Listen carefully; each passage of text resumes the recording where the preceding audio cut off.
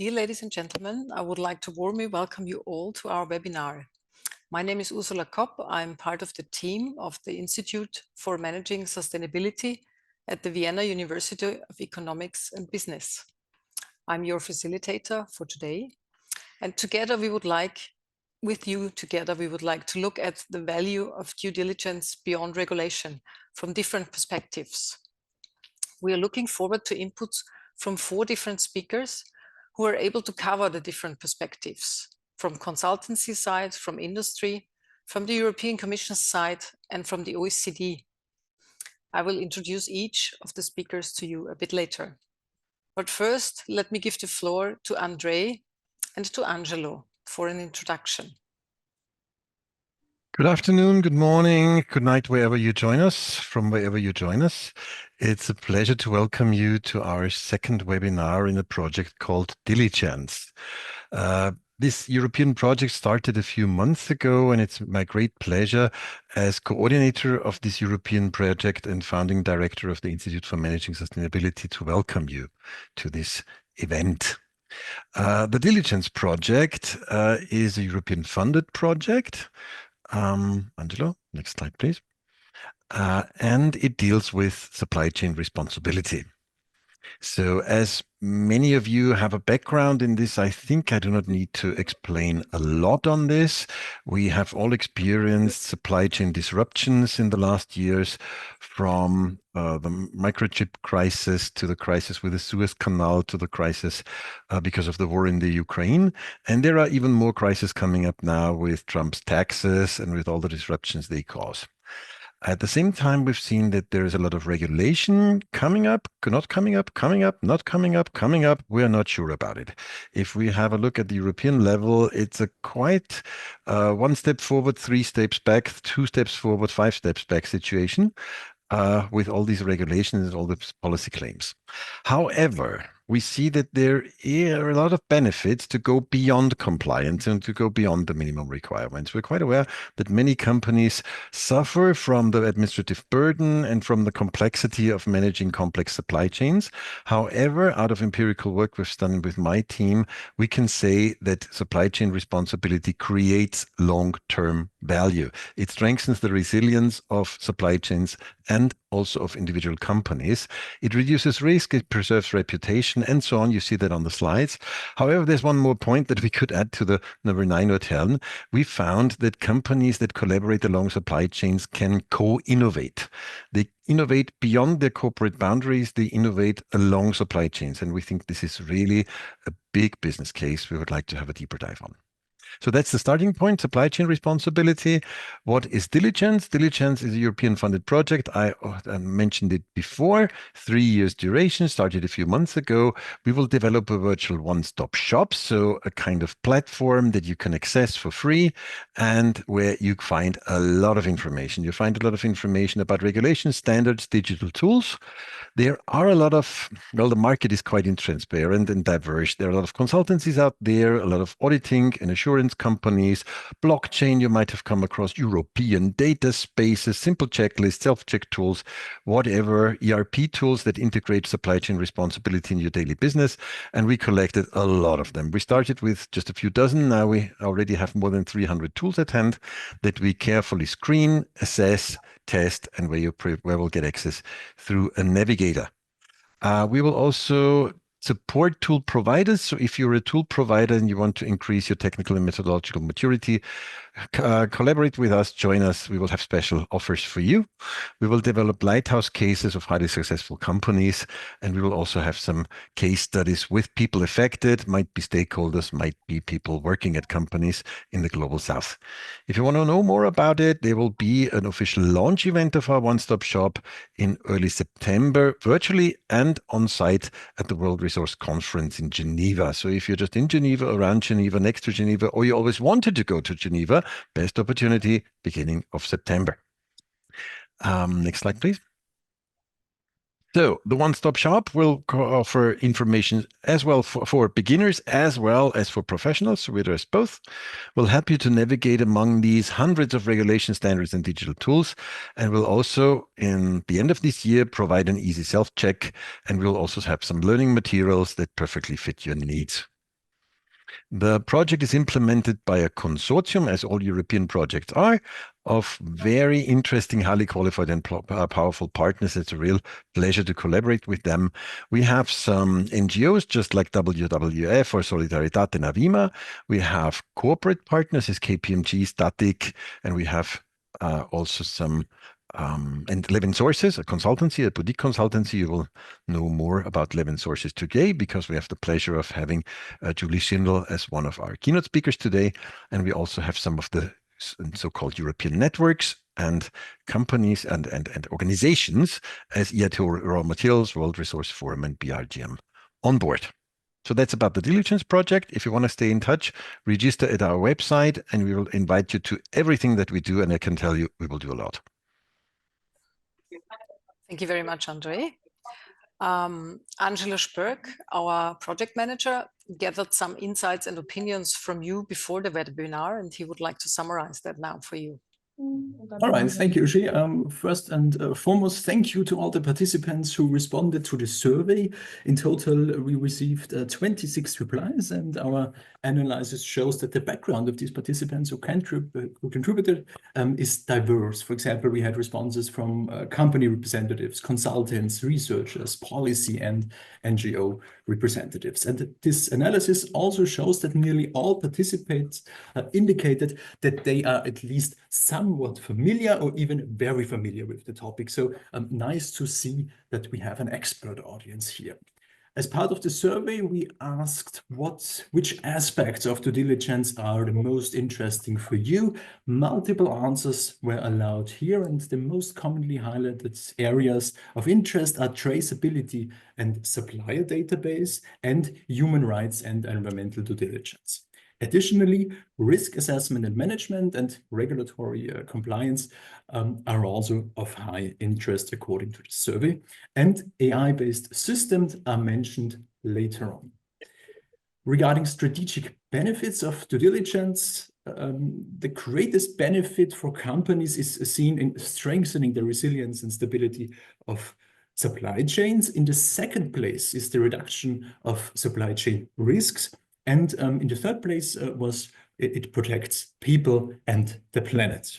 On the other side of the spectrum, the least mentioned strategic benefit of due diligence, well, within the options available in the survey, was the avoidance of lawsuits. And when we come to the key challenges in implementing due diligence for companies, there are no real surprises. The biggest challenge is seen in data availability and quality, and meaning here both limited availability and limited quality. Furthermore, lack of expertise, unclear legal situation, in brackets, Omnibus, and the lack of resources are also named as the challenges. However, the influence of tariffs was the least mentioned in the survey, again within the options available. If you haven't participated in this survey yet, feel free to share your insights with us. The survey is anonymous, and I will post the link right now into the chat so that you can participate as well. And with these preliminary results, back to you, Ushi. Thank you very much, Angelo. So let me now introduce our first speaker, Julie Schindall. She has worked on human rights and environmental due diligence in global value chains for 13 years, advising a broad range of governments, businesses, civil society organizations on key concepts and implementation. And currently, she's the Director of Responsible Sourcing and Responsible Investment at Levin Sources, a social venture consultancy focused on responsible business conduct in the mineral sector. And as already mentioned, Levin Sources is a partner in the Diligence Consortium. Welcome, Julie Julie Schindall, the floor is yours. Hello, everybody. Can you hear me okay? Yes. Very good.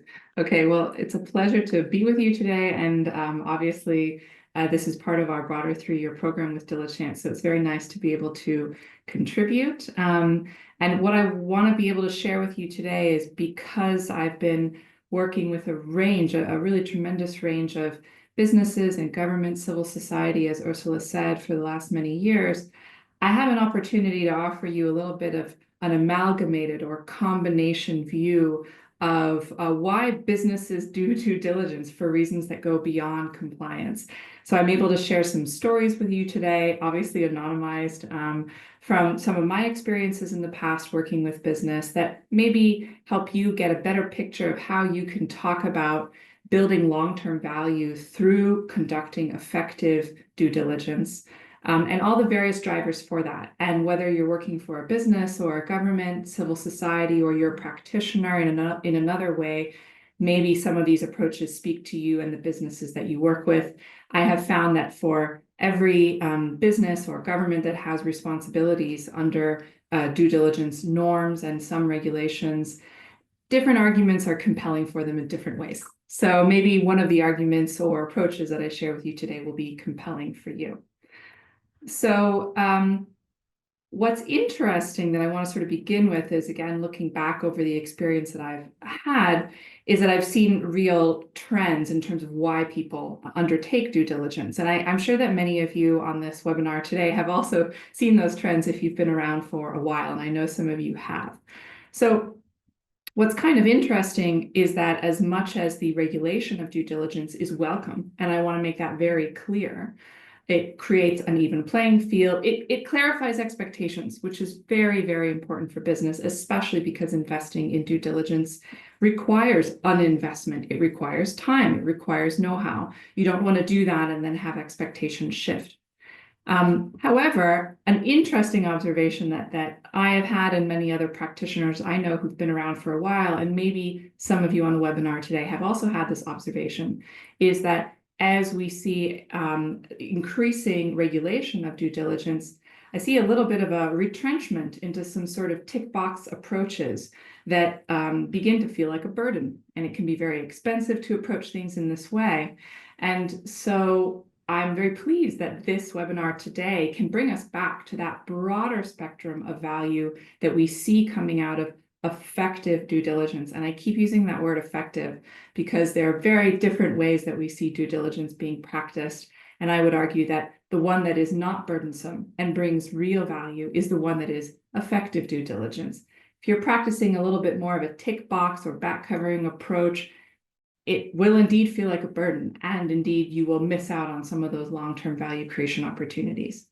So Ursula or Angelo, whomever is managing the slides, can I ask you to bring up that one visual that I shared? I just have one visual I want to share today, and you can definitely tell that Levin Sources is part of Diligence because you see some of the same themes in what Angelo shared with you reflected in this visual. I've used this visual for many years, and sometimes I change it a little bit. So this is the current version, and maybe in our discussion later on, some of you will surface key arguments or drivers for conducting due diligence that you have found have been affected within your business or in your organization that you work for or work with. So this covers the full spectrum, and obviously today we want to talk about the reasons to do due diligence that go beyond compliance. Compliance is on here. It's just one of them. I also don't want to throw compliance out. There are still compliance obligations in many different ways that have a nexus with human rights and environmental due diligence. I want to particularly look on the left side of the circle, sort of that purple side of the circle, because these are the aspects that I have seen myself in my years of practice as being particularly compelling for many businesses. And this piece around, and this was reflected then in the survey results. I hadn't seen that before, Angelo. Thank you for sharing that.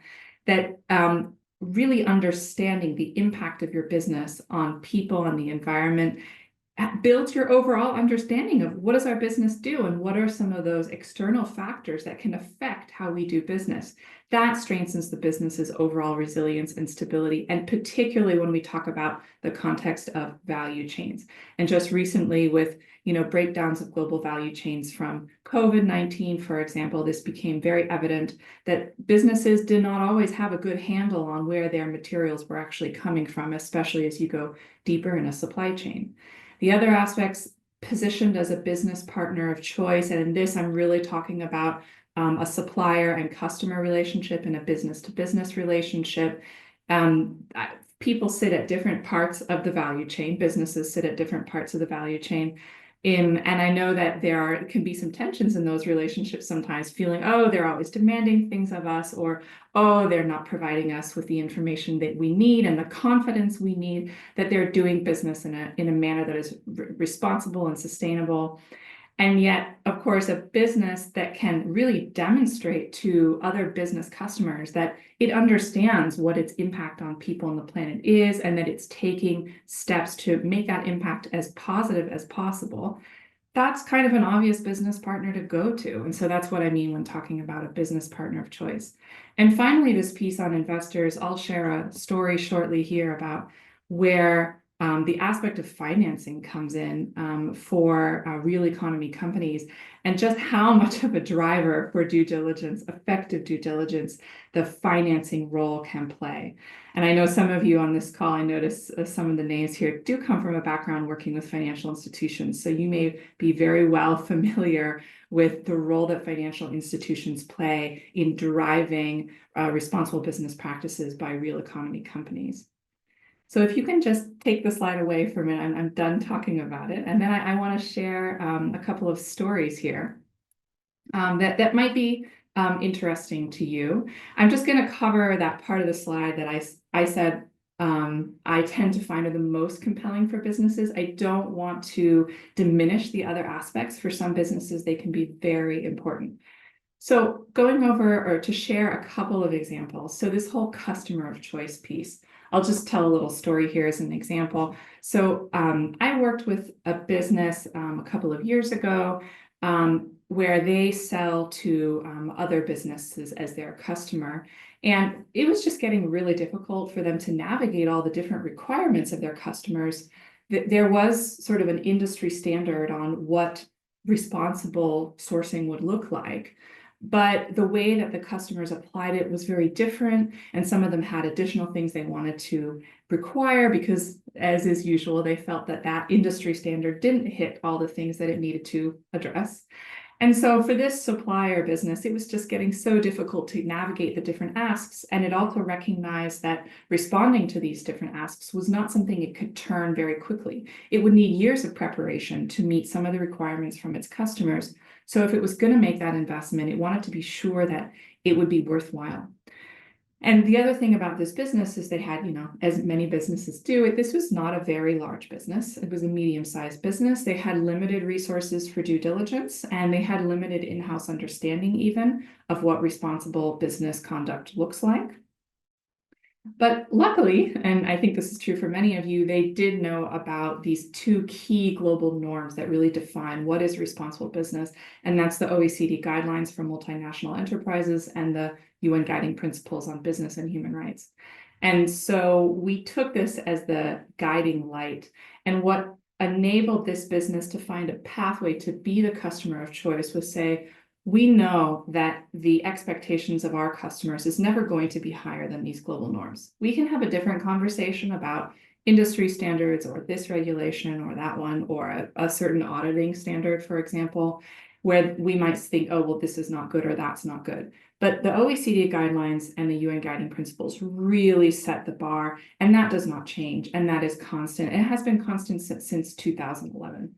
So by focusing on those to orient what were we going to do in our due diligence for this business, it enabled it to get clarity on what it was trying to achieve. And then it focused very proactively on, setting up a due diligence system in line with those norms, tailored to its medium size and early maturity. It wasn't very advanced in its efforts, but they were getting the orientation right. And then they had to really focus very proactively on communicating these efforts with these customers, because sometimes it was about customer education. And indeed, just recently, I was part of a conversation when also a business that is in the middle of the supply chain in the mineral sector was saying, we spend a lot of time educating our customers about what does responsible sourcing look like, what is sustainable, how do you go about doing that? And that is really where we tend to see, certainly I have seen, a more mature business relationship going to. Now, we know that it can be very difficult to turn to your customer and say, what you're asking for doesn't make a lot of sense. But of course, what is incumbent then upon the, let's say, supplier, in this instance, the company that I worked with, was for them to really have an alternative proposal and be able to show evidence that it was effective. And that was key for convincing those customers that the approaches that this business was taking were satisfying their needs, giving them that confidence that their supplier was doing business responsibly, that this was the right way to do things, and that it was going to be in line with other expectations the customer might face from regulators, from voluntary standards.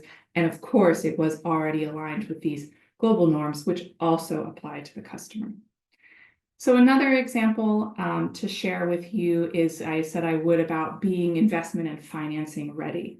And this one is very interesting. I noticed that slightly less interest on this one in the survey, but actually in my role, Ursula read out my title very briefly. I have an opportunity to work both with real economy companies and with financial institutions who provide financing and other forms of investment for real economy companies. And I've even had the situation where I knew both the players. So I was literally just going to the other side of the table, hearing from the bank about, well, these are our concerns about risk, and hearing from the recipient of these funds going, well, the bank wants us to find out all these things about risk. And that's a very interesting experience to be part of. And certainly I would say, and increasingly so in the last years, financial institutions are really, really ratcheting up their understanding of the risks that they get exposed to through their services and products, and recognizing that risks to people and the environment can be very significant, not only for the actual impacts on people and environment, they are also subject to these same norms on responsible business conduct, but also because they recognize this real connection between risks for people and planet and risks for the long-term value of their investment. So this is an area that I know for many of the businesses, well, real economy companies that I have worked with, the expectations from their financial institution are a very significant driver for doing effective due diligence. And we know that a financial institution lives to know about risk. That is their core business model, is understanding and managing risk. And so they will be asking, I think, increasingly tough questions. It would be interesting in our discussion, perhaps some people have experiences there to share. In terms of time management, I could go on another, but I think you need to pause, right, Ursula? Yeah. Super. So I'll close out with those two, and I'm looking forward to hearing your questions. Thank you to all of you. Thank you very much, Julie. Yes, we can talk about that later in the Q&A section. So everyone is very welcome to post questions into the chat already now, and then we will collect them all and talk about everything after the 4 presentations. So I would like to introduce Lisa Fleckenstein as our next speaker. Very welcome here. She's the project coordinator for sustainable supply chains, human rights and raw materials within the procurement department at Mercedes-Benz. Her work focuses on responsible sourcing of battery raw materials, especially on cobalt and nickel. She also has a background in development cooperation, and before joining Mercedes-Benz, she worked with the German Development Corporation, the GIZ, advising the German Federal Ministry for Economic Cooperation and Development on responsible raw material extraction. So we are very curious to hear about your insights.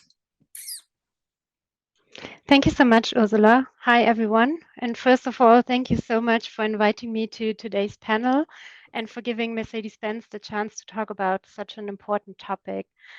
So for the next couple of minutes, I'm happy to talk about drivers for our due diligence approach and give you some concrete examples and outline where we are currently standing and where we are heading towards with our approach.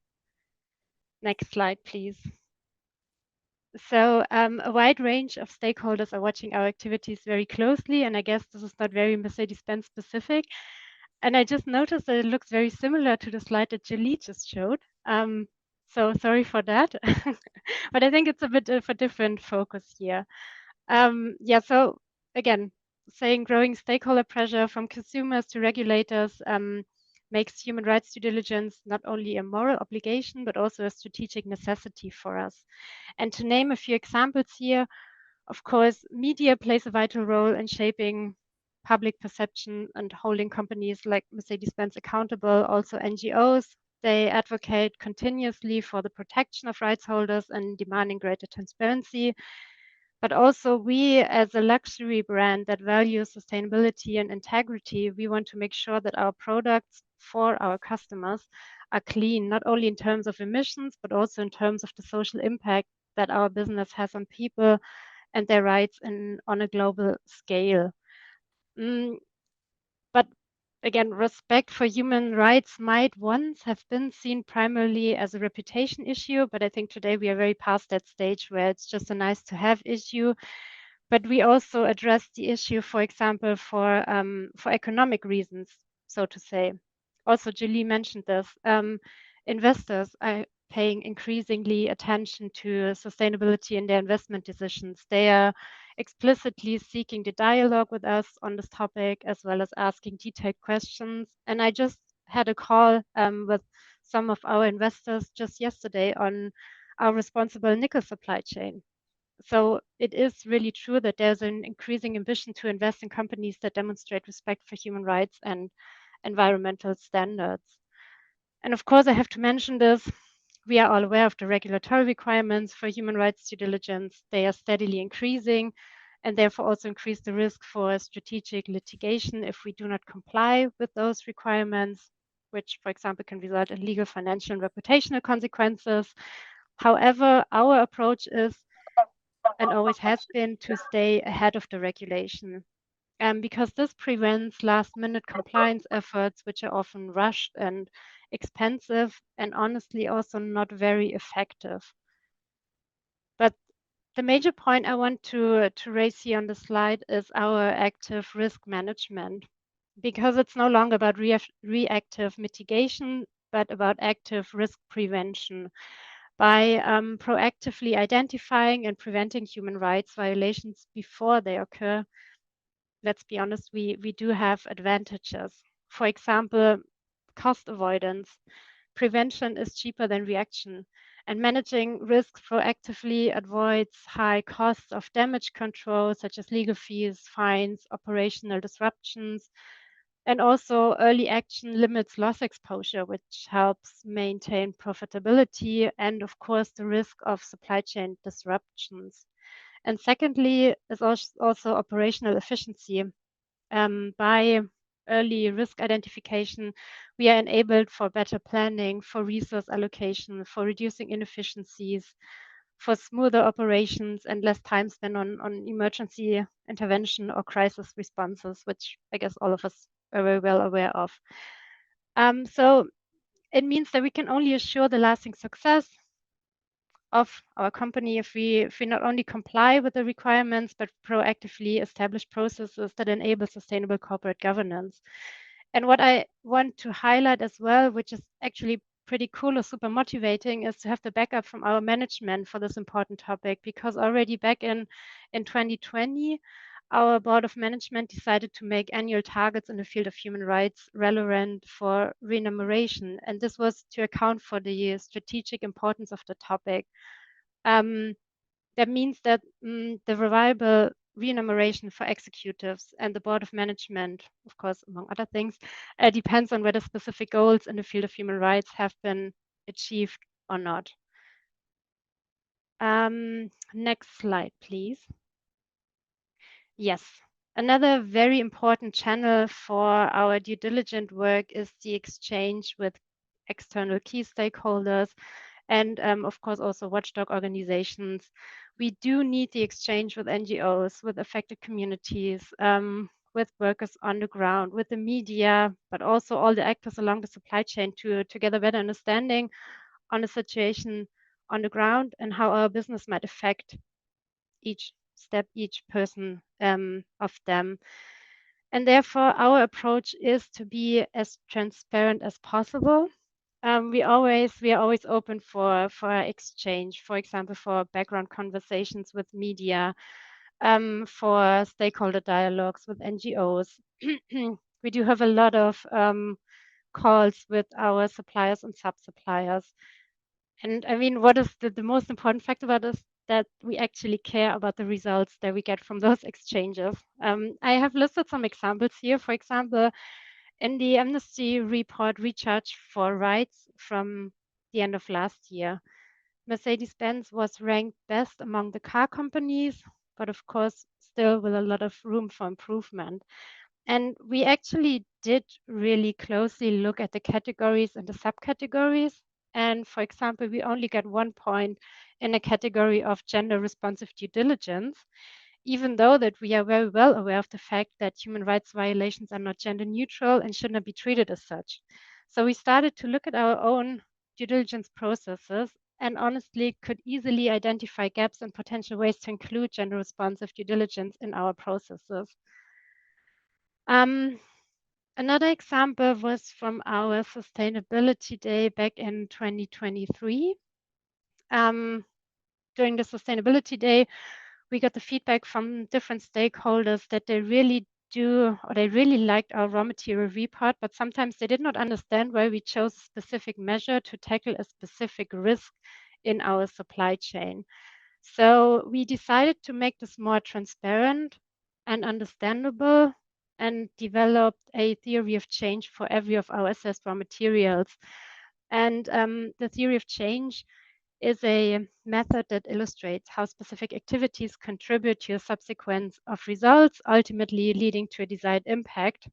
And of course, we are not experts in this field because we are still car makers, but we got some great help from experts at DEWAL, and we worked very intensively on the topic throughout the whole year, and therefore were able to publish such TOCs in our raw material report in 2024. And of course, they are still not perfect, but this is the first step for us. Yeah, so we take this very seriously, but on the other end, we are also facing limitations when it comes to our due diligence activities. We always have to be in close contact with our external affairs department, our communication department, because we are a global company, and therefore we are always in the middle of political field of tension, so to say. Next slide, please. Yes, so stressing this again, we really do think that resilient raw material supply chains can only be provided or achieved by an active risk management, by a proactive prevention of risks. And therefore, identifying and preventing risks before they occur is really our goal, which we are working towards every day, to be ahead of the regulations, to have robust, responsible supply chains, to comply with our standards, to engage in partnerships, also to prevent negative reputation, but also to really have a social impact on the ground. And how do we do it? I'm not diving too deep into the topic because of the time limit, but I'm sure, or I'm happy to share our raw material report afterwards or get back in separate conversations or in the Q&A on the specific approach. But maybe just very briefly, we are identifying risks within our so-called raw material assessments. We then have a systemic risk mitigation process with our theory of change for each raw material. And our next big step or next big goal is to develop an effectiveness monitoring system, because we want to make sure, or how can we make sure that our defined measures for a specific risks are really effective on the ground, or really achieving the goal which we have defined. And monitoring and evaluation is a huge topic. And from where I come from, development cooperation, this is already quite a standard. But for Mercedes-Benz, or I think for an OEM, this is absolutely Neuland, new field of work, new area. So again, we are very happy for any feedback, any discussions on that, and we hope to achieve that during the next 1 or 2 years. Yes, thank you so much, and happy for the exchange afterwards. Thank you very much indeed for sharing these insights into Mercedes-Benz activities. Thank you. We're collecting questions and then talk about everything after the 4 presentations. It's my pleasure to introduce our next speaker. Michael Ristaniemi is a legal and policy officer at the European Commission's DG GROW. His work focuses on corporate sustainability, responsibility, and the social economy.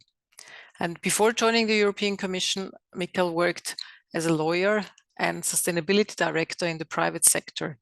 I think today he will touch upon topics such as simplification, implementation support, and maybe also incentives for businesses. Welcome, Michael. Thank you, Ursula. I hope you can all hear me well.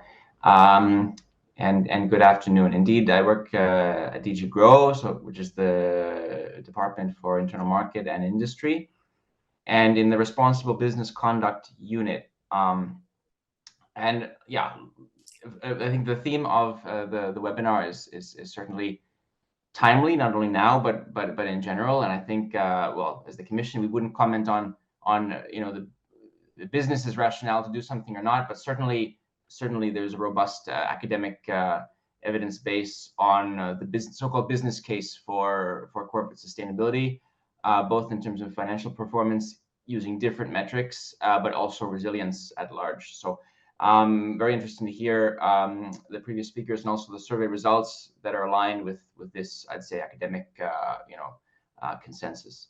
But what I wanted to mention was indeed a few remarks on simplification, implementation, and incentives, which is, let's say, from our unit's perspective, really the focus at the moment. And as you all know, of course, the word omnibus, maybe many of us hadn't heard about it a year ago, and now certainly most of us have.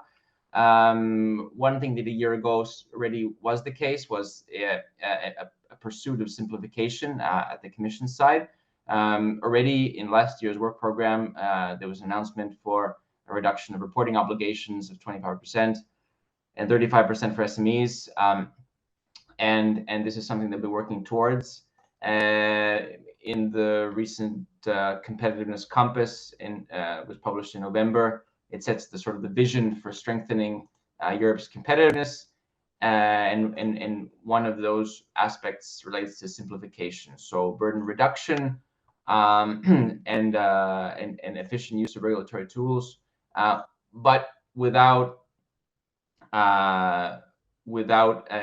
undermining the related policy objectives. So, for instance, the Green Deal is still there, the Sustainable Development Goals are still there, and so forth.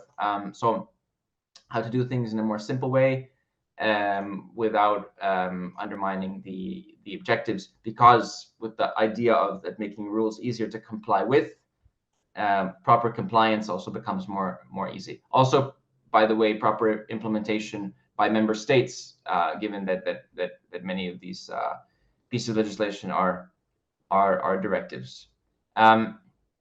So that's something. And to just say something about the omnibus approach in general, since we have several pieces of legislation, one of the ideas with that is to try to bring some coherence among pieces of legislation that are closely related. And so this is for that. And as you may know, there's a first attempt a few months ago related to so-called CS3D, CSRD, and the taxonomy regulation. It could have include also more pieces of legislation. As you're probably aware of, there are several that include notions of due diligence, for instance. But however, there was a pressure to be fast, and it's something that I can share internally. We also see the merit in a broader, let's say, exercise where you try to increase the coherence of terminology, for instance, and the requirements at the level of the legislation, but also at the level of guidance. So this is something we're internally looking at, whether a potential, let's say, a handbook on these kinds of concepts could be useful. And something that I can mention that we are intending to launch next year is sort of, you mentioned the one-stop shop as a part of Diligence, which I think is very interesting, and I'm sure will be useful on the ground. The Commission is intending to do something similar for due diligence at large, building on the general concepts and also the tools that are available, building a kind of repository for that, and especially with SMEs in the focus of trying to be quite understandable in the language. So that's something to look out for. hopefully will be launched next year, and work is ongoing in this regard. But when it comes to more broadly on implementation support, since this portal will be part of the implementation support, going beyond just simplification, it's something that our unit has a particular interest as part of DG Grow. And in addition to the portal, we're planning to co-create a kind of code of conduct for sustainability data sharing together with industry next year, building on similar work being done in the tourism and social economy sectors, where the Commission really comes together with industry and really acts as a facilitator for the industry itself to be able to discuss challenging topics that currently lead to data not being shared. And I think it was interesting to see in the survey results that data availability and quality is one of the biggest concerns. And certainly we've identified that this is the case. Businesses might not be naturally inclined to share data. So this kind of work could be useful. Also another point on that is the digital tools, both public and private. And we're exploring also this area and what could be done in that regard. For instance, looking into possible quality criteria that would help assess the tool against a certain need, or other measures. And then the lack of expertise, I think the portal I mentioned, which hopefully will also do its part in bridging that gap. But finally, in terms of incentives, I find due diligence a wonderful way to operationalize corporate sustainability, but it's not everything, because it really focuses on the adverse impacts, which are hugely important to address. When it comes to our unit, we're also exploring ways how we could incentivize, companies to go the extra mile, to look at really the value generated, and to be among the front runners. And work in this regard is ongoing. We are about to launch a study looking at impact business models in the union, the landscape for that. What are possible barriers to growth and scaling up, so-called net positive solutions, and policy actions to inform, our own assessment at European level. But also other measures, whether related to public procurement, using labels or financial incentives to really help companies make a difference. But I think with those three, happy to engage in discussion following the next speaker if you have questions. Thank you.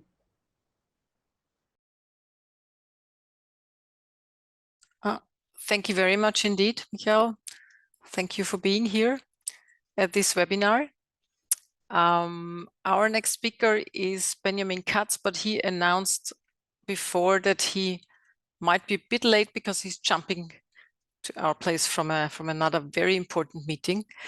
So instead of waiting, I would suggest that we start with some of the questions we already have in the chat.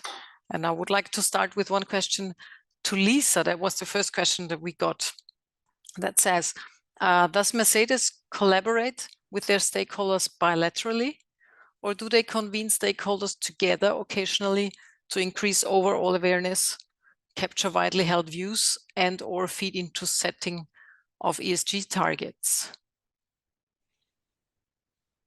I would say both, because we have our annual sustainability stakeholder dialogue where we specifically invite different stakeholders to talk about specific topics. For example, last year it was on effectiveness monitoring.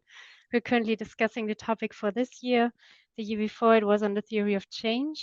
And besides from that, we are very active in different in different initiatives, so to say. Of course, the VDR drives sustainability, RMI, IRMA, so to say, the responsible MICA initiatives. And there we also discuss with actors, I would say, along not only the automotive supply chain, but also with other industries on specific due diligence measures from mine side to a product in the end. Okay, thank you. May I ask Julie, how can blockchain technology be leveraged to strengthen traceability, enhance human rights, and improve supplier databases in the raw materials supply chain, particularly in regions affected by complex regulations, geopolitical tensions, or limited data availability? Yeah, it's an interesting question. I'm not going to profess to be a blockchain expert.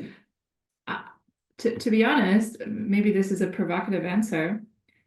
If you put in good data, blockchain is useful. If you don't put in good data, it's not useful. So it's the garbage in, garbage out concept. And certainly, I mean, in our work, we track closely all kinds of different technologies that can assist in what I'll call generally managing data from the supply chain. And I still have to be convinced that there is one certain technology that makes all the difference. What makes all the difference, as far as we have seen, maybe Lisa has views on this as well, what makes all the difference is the quality of the information that you're getting. And then second to that, your ability to actually analyze it correctly. So I'm happy to have somebody contradict me, but that's been my sense thus far. Okay, take that for now. Maybe we get some reactions to that later on. And then let me ask Michael one question, and then we continue with Benjamin Katz. Michael, somebody is saying, if we take a look at regeneration, also part of respective action plans, due diligence is only a first step. So how would regeneration link into this? Yeah, thanks. A great and very important question. It starts, of course, with corporate strategy, corporate purpose. You know, what is the business actually about? Because due diligence can be really secondary to the really core of the business. Not necessarily, but really, when you think about regeneration, it's usually about the core of the business. In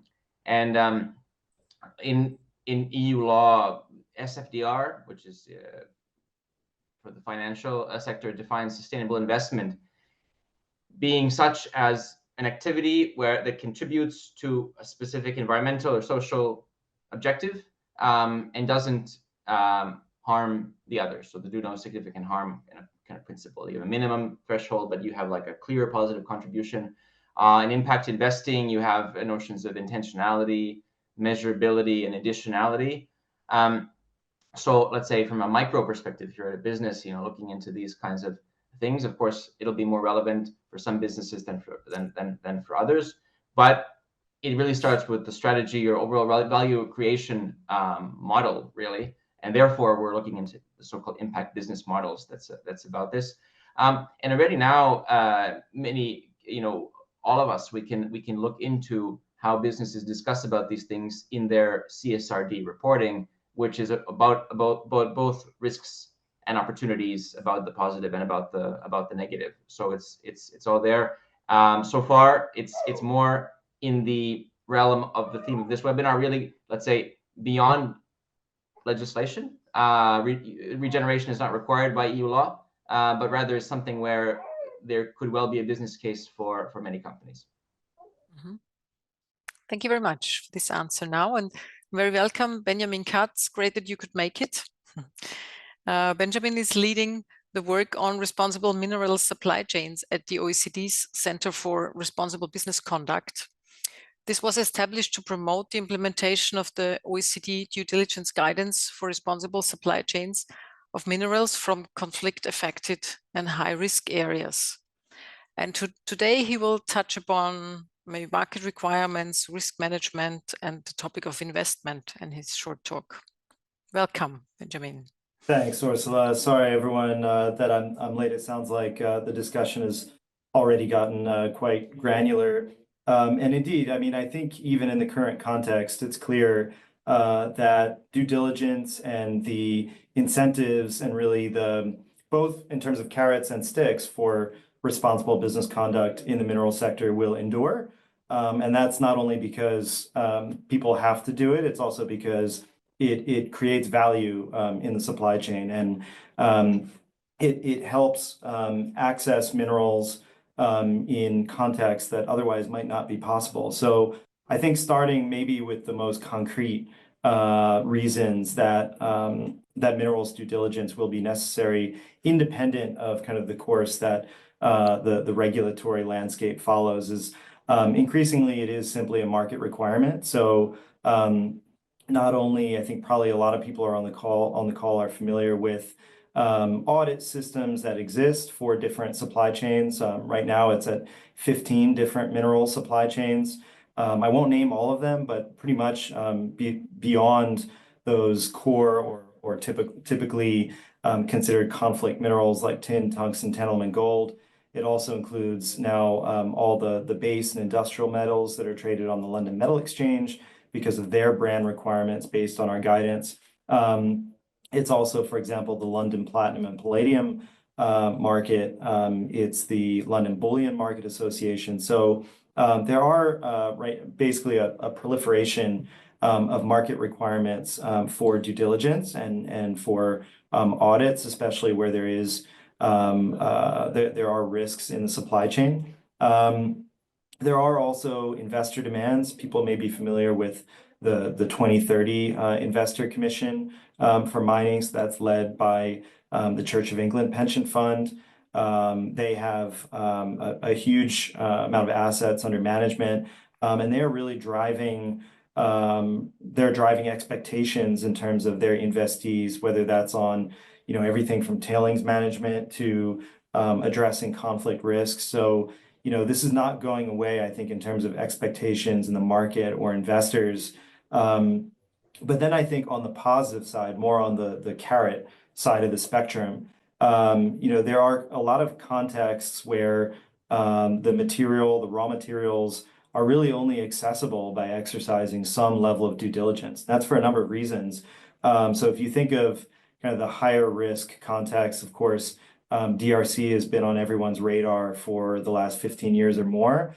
But if you look at the annual IEA, the International Energy Agency updates on critical minerals and the green transition, you can see more than half of so-called critical minerals are located in areas considered high risk. So the question is, how do companies get these materials out of the ground? How do they export them, trade them? I think on the one hand, some may have the assumption that we can cut corners and kind of do what's necessary in order to get these minerals as cheaply as possible. But we see time and time again that strategy doesn't work. It may work for some unscrupulous actors here and there in terms of whether that's bribery or corruption or engaging in conflict financing. But when that does happen on a systemic level, we tend to see projects lose steam. So whether that's because they're disrupted, because an expectation for bribery is built and there are repeated shakedowns of projects, or whether it's because the project loses social license to operate because of inadequate stakeholder engagement and consultation. So we've seen projects, for example, in Panama, many billion-dollar copper project. We've seen the graphite project in Mozambique that actually received a lot of public financing fail at the end of last year. We see it time and time again. Now, one of the other carrots is that, especially when it comes to artisanal and small-scale mining, which for many critical minerals, even if it's not a majority of production, it is significant. So whether that's 2% or whether that's 15%, it plays a major role in supply and demand balance in the market.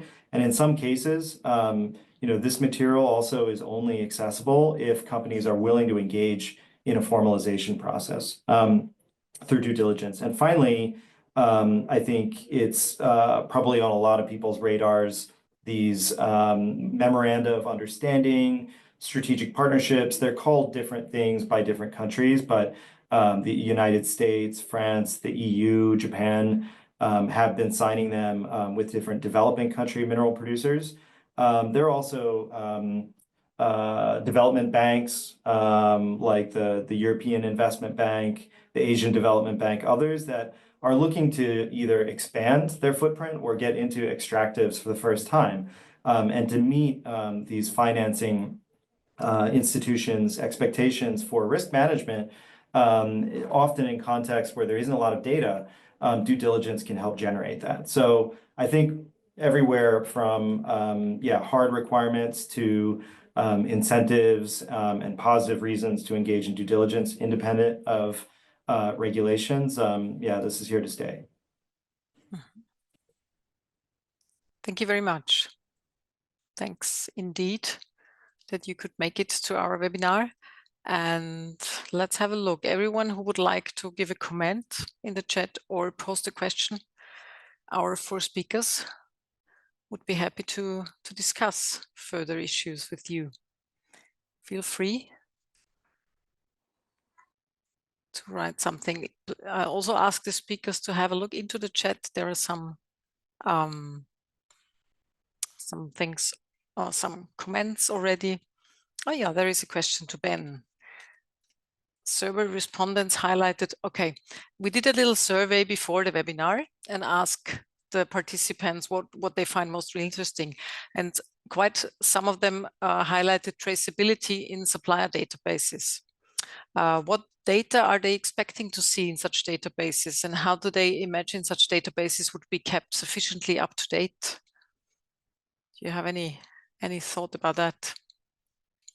Yeah, I mean, I think I'm not sure of the full context of the question, but it does relate to several ongoing challenges when it comes to how due diligence, especially risk information, is shared up and down the supply chain. So in the OECD minerals guidance, for example, the identity of exporters in high-risk countries are expected to be disclosed and disaggregated.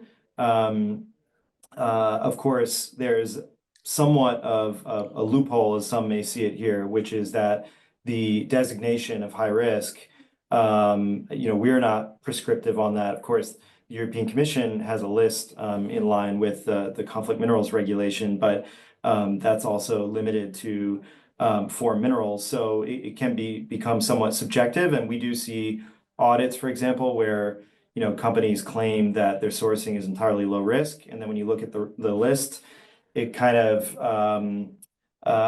it's not exactly credible, that determination.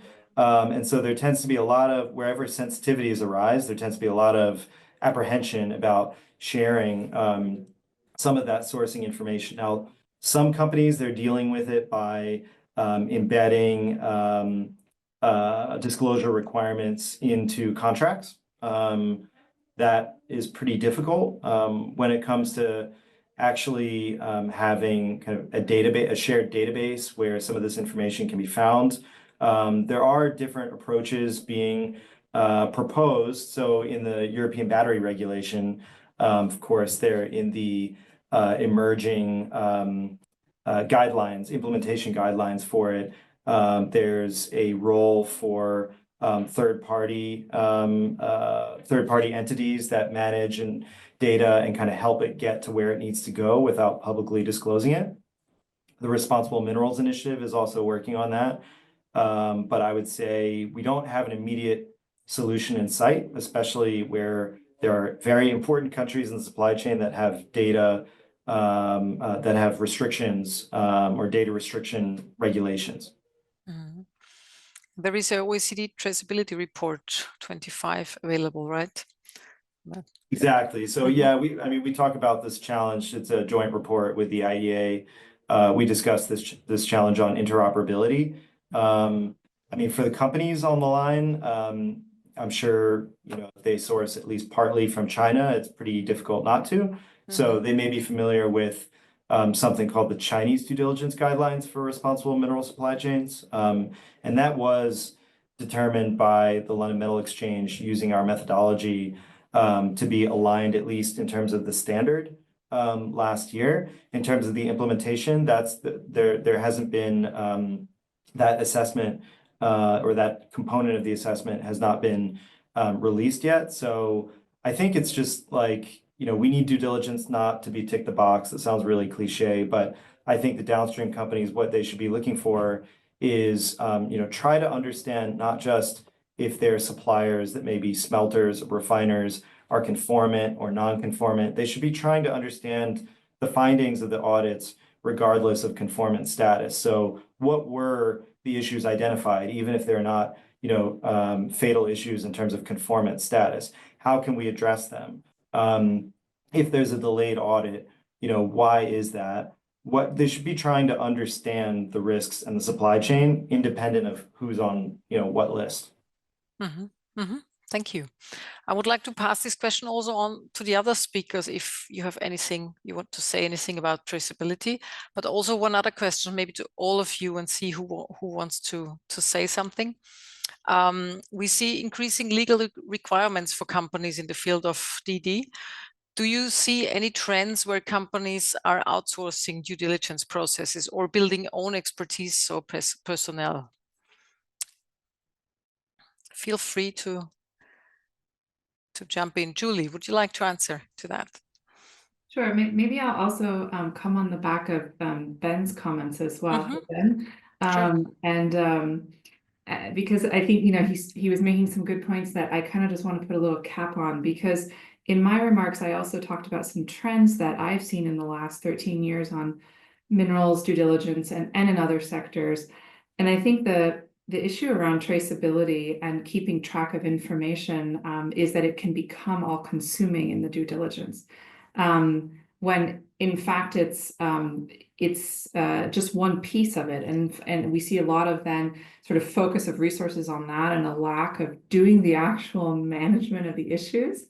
And I think a lot of businesses tend to think that you can only actually prevent and address risks the way that Lisa was talking about. If they have perfect traceability, I'm going to again say something a little provocative. I don't think in the mineral sector a large business like an automotive company will ever have perfect traceability. I think the sector simply doesn't work that way. And so, I mean, if somebody can manage it, that's fantastic, but I don't have that near-term expectation. And so I think the piece around traceability to keep in mind, going back to my comments on building long-term value, is you still have to do the effective due diligence, actually preventing and addressing risks, rather than sort of only knowing what's even in your supply chain. So that's just what I wanted to add on that.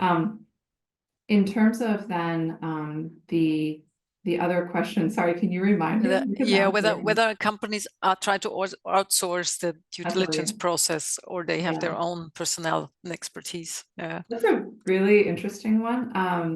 And I've actually seen this personally change quite a lot in the last few years, with a real increase in mandatory due diligence from the European Union, but not only. And I've seen a trend toward outsourcing this more.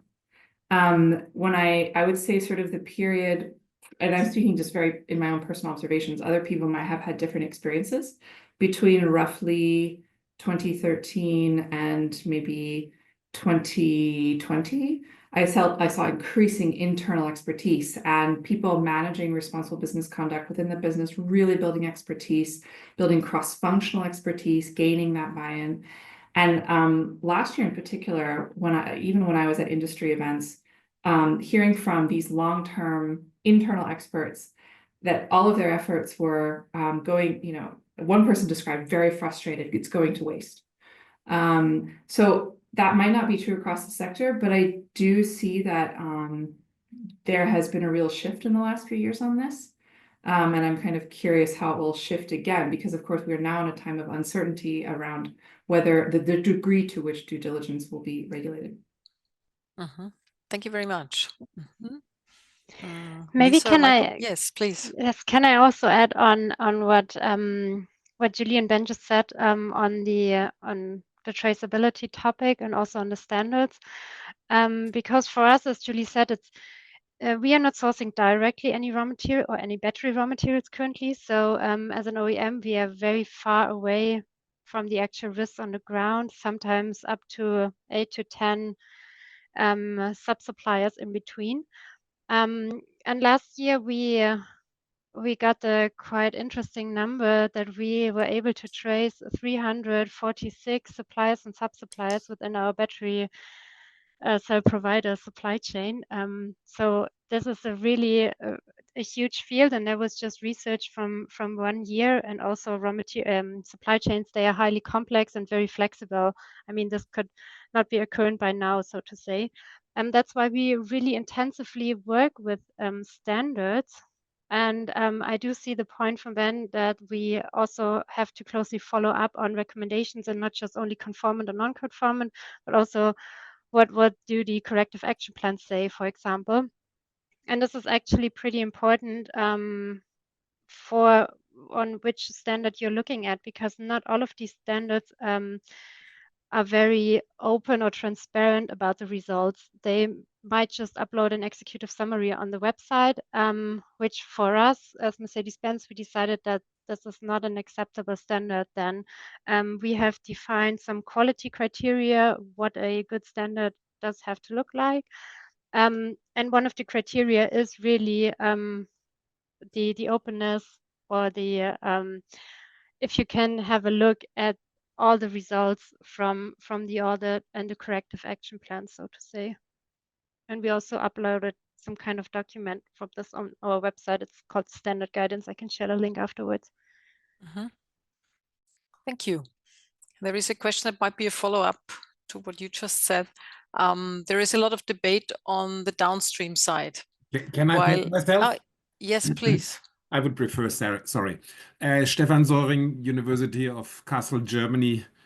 And I'm not part of the consortium, but I have been involved with sustainable supply chains for I would say more than 20 years by now.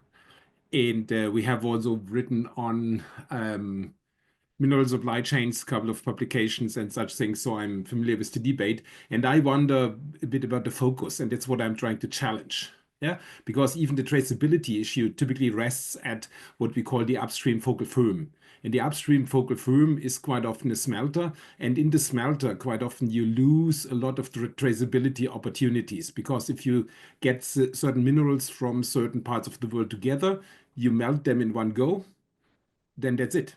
Yeah, and that's a typical challenge that we have, and that companies like Mercedes-Benz have almost no opportunity, because you would typically not reach into your 5th, 6th, 7th tier supplier.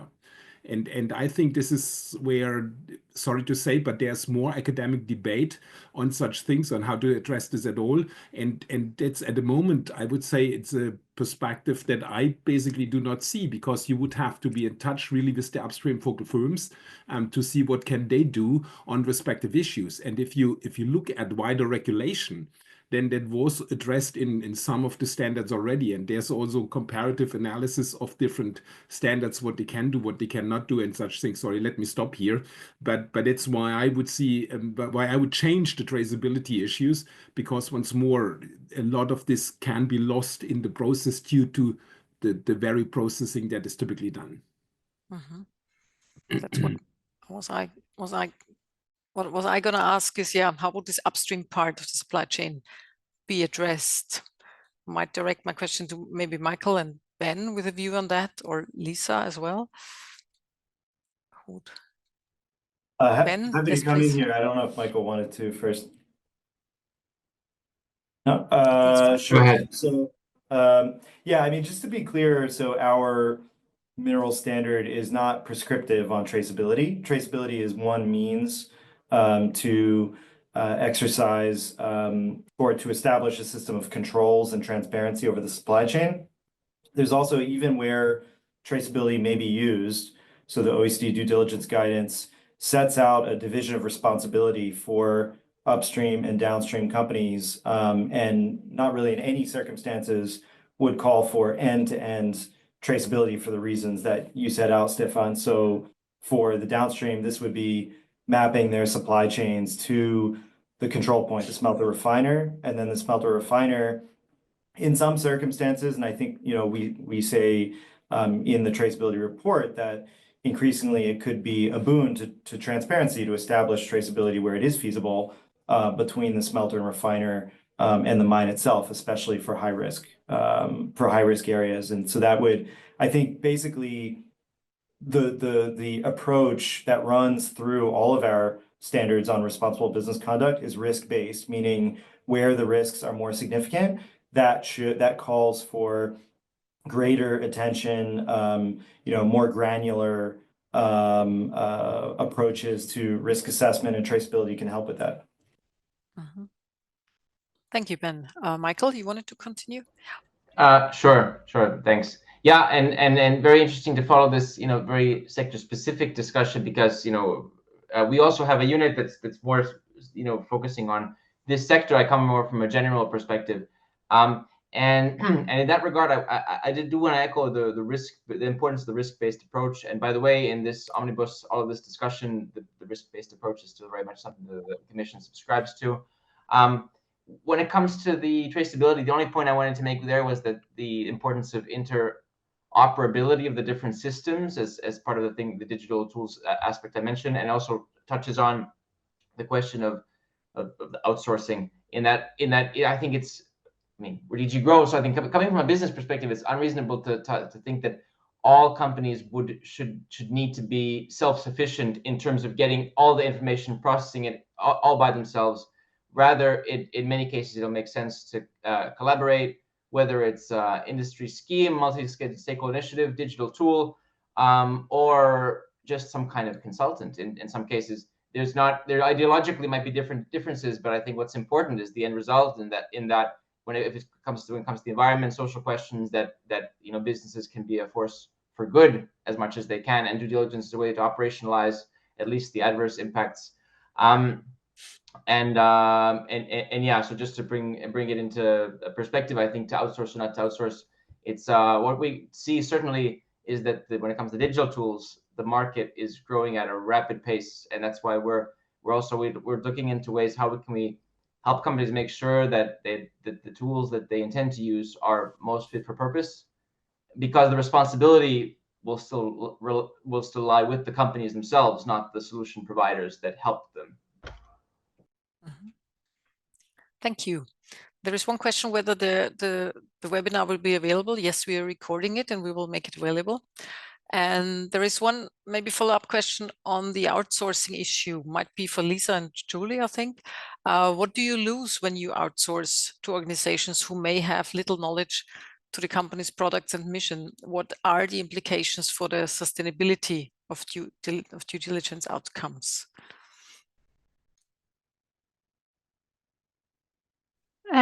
Maybe as a first step, as I said in my presentation, we do need, or we are getting the help of experts in the field, whether it's, for example, Levin Sources or Deval on specific topics.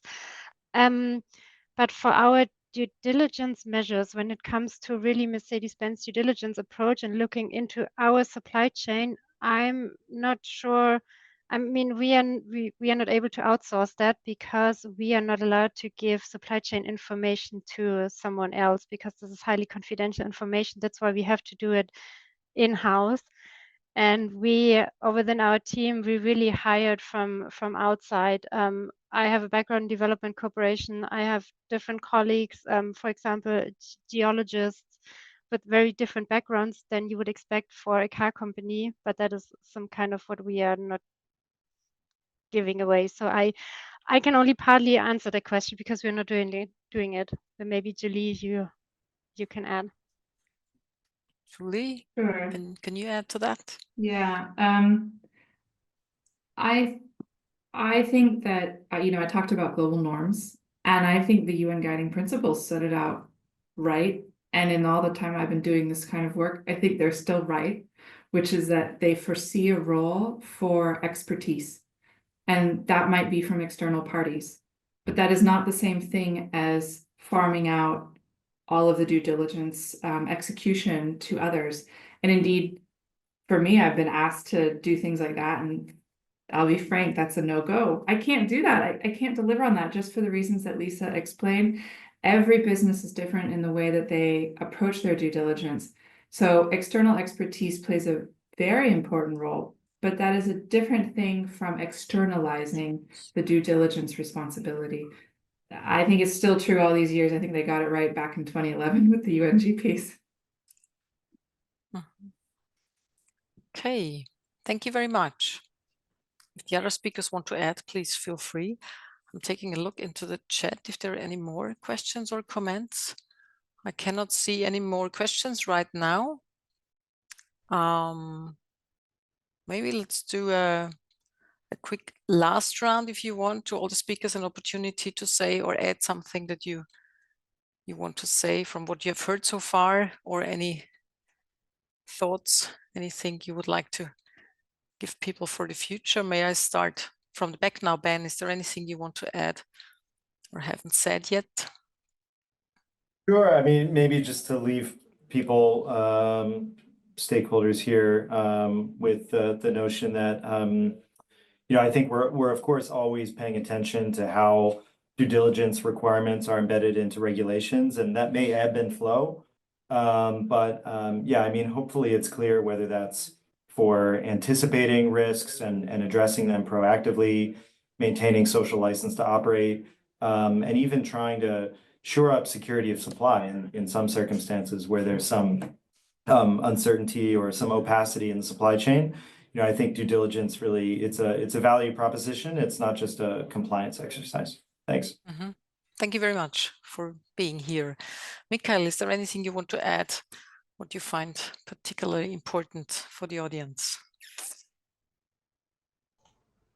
Thanks, Ursula. Well, thanks for the invitation. I think events like these are certainly very interesting and useful, not only for us at the Commission, but I'm sure the audience, as is your project and the outcomes of that. So looking forward to seeing, because certainly due diligence as a way to operationalize corporate sustainability is here to stay. Despite these recent developments, I think we're still coming in. We're still have a much more, let's say, legal approach to it than we did 5 years ago, let alone 10 years ago, which means that regardless, companies have to take it seriously. It's something that it's increasingly also expected, despite the details of the legislation. So thanks for arranging this event, and let's stay in touch. Thank you very much for taking the time. Would you like to add anything, Lisa? Anything that... Yes, also from my side, thank you so much for the invitation to the webinar. I'm very much looking forward to hear more from the Diligence project. And I just posted 2 links in the chat, our raw material report and our standard guidance. So again, if anyone is interested, please reach out to discuss our due diligence approaches. Thank you very much. Thank you for those insights. Thank you. And Julie? Yeah, I appreciate being able to contribute to the discussion. I guess the thought I'd like to leave you with is that every business has a different reason to do due diligence, and the most effective people within businesses and outside who push for improved responsible business are those who find the right reasons and get people on board with that. So I think you have to accept that the reasons in your business or the business you work with might be different, but you got to latch onto it and then really get more buy-in for that. And it's okay for those reasons to be different. That circle I showed could get a lot bigger. So I would wish you great confidence in that for those of you who are champions in a business or with a business to really do effective due diligence that creates that long-term value. Thank you, Julie. Thank you, speakers, for sharing your expertise and your experience. And thank you all for being here and making this webinar possible. All the slides and the recordings will be available soon to you. And if you are interested in more, as already Angelo mentioned in the beginning, and we heard during the talk, that there is quite some interest in traceability. We are already preparing our next webinar on traceability with our project partners, Meditrace and BRGM, who will be speakers there, and we will definitely keep you updated. Thank you very much for joining. Goodbye, and have a good afternoon or evening. Bye-bye.